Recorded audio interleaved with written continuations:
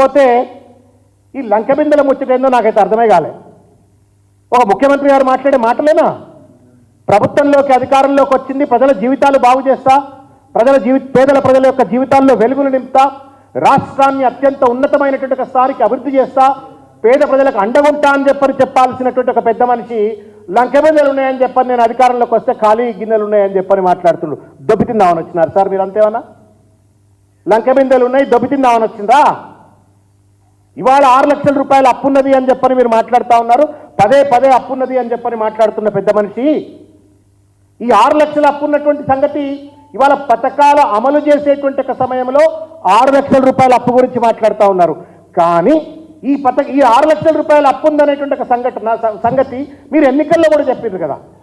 పలుమార్లు ప్రతి ఒక్క ఎన్నికల సమావేశంలో ప్రచార సభల్లో మీరు 6 లక్షల రూపాయల అప్పు ఉంది అని చెప్పిండ్రు. చెప్పేటప్పుడు అప్పు ఉందని చెప్పినప్పుడు ఈ పథకాల అమల్లో ఉన్నటువంటి ఒక కష్ట నష్టాలు లోటుపాట్ల గురించి ఎందుకు మాట్లాడలే? అప్పుడేమో చెట్ల మీద ఇస్తారని కుట్టినట్టు వాగ్దానం చేసిండ్రు, ఇప్పుడేమో అప్పుల గురించి మాట్లాడుతున్నారు. అప్లికేషన్ల పేరు మీద కాలయాపన చేస్తారా అని చెప్పని అనుమానం కలుగుతుంది.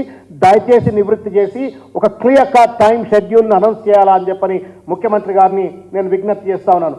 ఇవాళ ఇంకొక ముఖ్యమైన విషయం ఏంటంటే ఖజానాలో లంకబిందెలు ఉండవు సార్.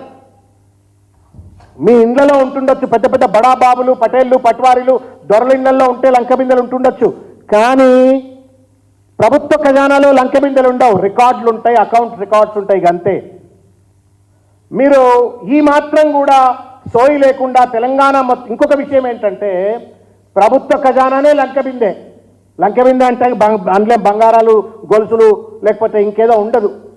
ఇవాళ తెలంగాణ అంతా కూడా లంకెబిందె. ఎందుకంటే కేసీఆర్ గారు 60,000 కోట్ల రూపాయలు ఉన్నట్టు ఒక బడ్జెట్ రాష్ట్రాన్ని 3,50,000 కోట్ల రూపాయలకు బడ్జెట్ను పెంచి వాళ్ళ తలసరి ఆదాయాన్ని పెంచి వ్యవసాయ ఉత్పత్తుల్లో నెంబర్ 1 స్థానంలో ఉంచి తెలంగాణనే ఇవాళ లంకబిందెగా తయారు చేసినారు. దాన్ని మీరు ఎక్కడ గండిగొట్టే ప్రయత్నం చేస్తారో